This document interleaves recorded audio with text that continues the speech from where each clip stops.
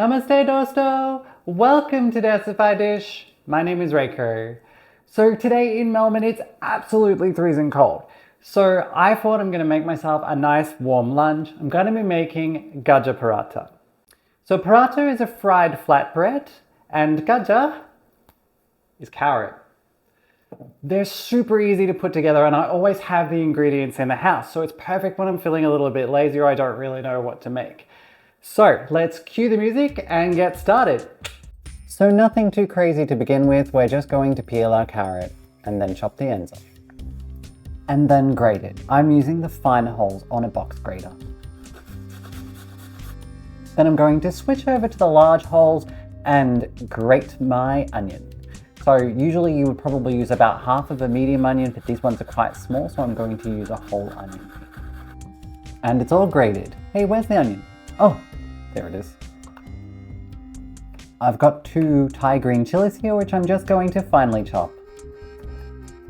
Now I'm going to take my grating plate and grate my knob of ginger, and this is about 2.5 centimeters worth. Next I'm going to take 4 coriander stems, cut off the white parts, fold it up, and then finely chop it.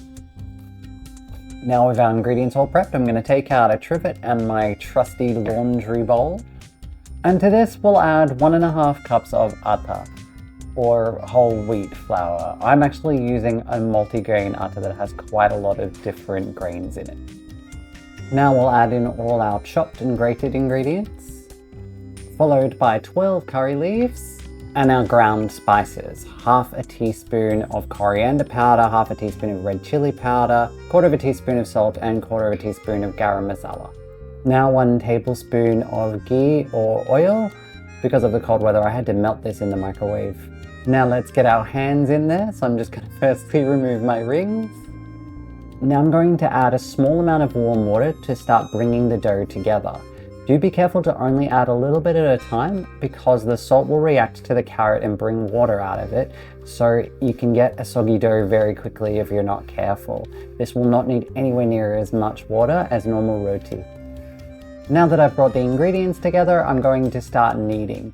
So you want to keep going until you get a nice smooth dough. Add more water if required, or if you accidentally overdo it, just add a little bit more flour.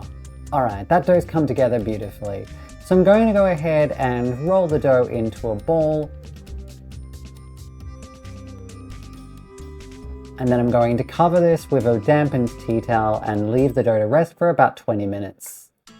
So while our dough is resting, I'm going to go ahead and make a very quick raita to have with it. So I'm just going to start by adding some yogurt into a bowl. For flavouring, I'm going to add dana jiru. You can find the recipe for this in my Laki Tepla video, I'll leave a card for that. A good hit of cracked pepper and a small sprinkling of salt. Now I'm just going to give everyone a nice good mix and then we can put this aside to wait until we've made our paratha. Alright, we're ready to get rolling, but first things first, I'm going to preheat my tawa. So I'm going to set the heat to medium-high and let this heat up first because we want this to be nice and hot before we start cooking. Alright, it's now time to wake up our paratha dough because it's had enough of a sleep. And look at that. It's perfect. Ready to roll. So I'm going to roll it into a log and then cut this into 3 pieces and then cut each of those pieces into 2. So we'll end up with 6 little sort of balls of dough. So now I'm going to roll them into proper balls so they're ready to roll out into round paratha. Whatever I don't use today, I'm going to keep in the fridge so they're ready to cook for a super quick meal. Now I'm going to add a generous amount of dusting flour to my board and I'm going to take one of my dough balls and then using the palm of my hand, I'm going to squish it down into a disc and make sure it's really well coated with flour from both sides. I'm then going to take my rolling pin and start to roll it out.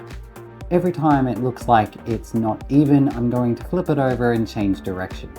And that's one paratha rolled. Let's move on to the others. I had a friend today come for lunch, so I rolled 4, but normally I would have 2. I'm not that greedy. Is our tawa hot enough? The disembodied hand says yes.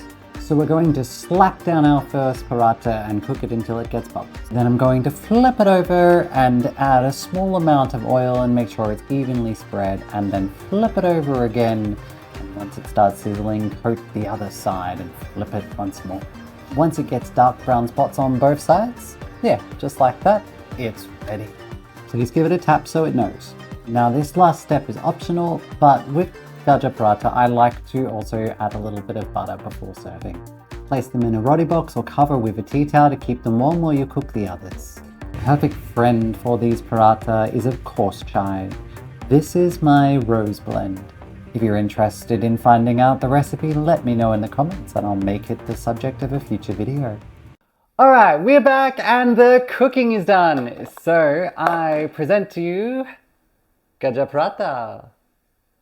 So you can smell the carrot, you can smell the onion. I can also get the hint of the curry leaves that I put in the dough as well, and it smells amazing. So let's go ahead and have a taste. So I also made a simple Raita with this as well. Pretty straightforward. The recipe will be in the description, so let's give it a taste. Oh, delicious. So yeah, the ingredients are quite simple, but it's really, really flavorsome and amazing. So if you like what you saw, please consider subscribing and I'll catch you in the next video. Bye for now.